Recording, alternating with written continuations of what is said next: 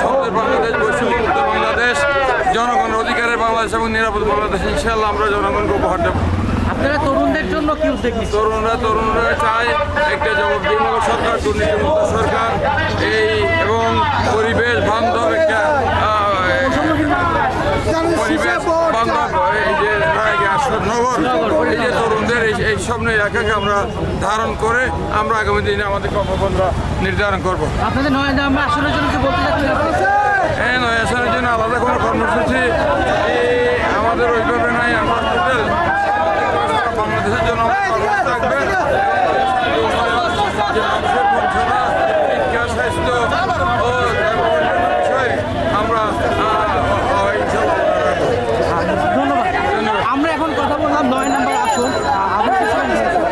ওনার বক্তব্য আমরা তরুণদের জন্য কাজ করতে খুব বেশি আগ্রহী, তরুণদের বৈষম্য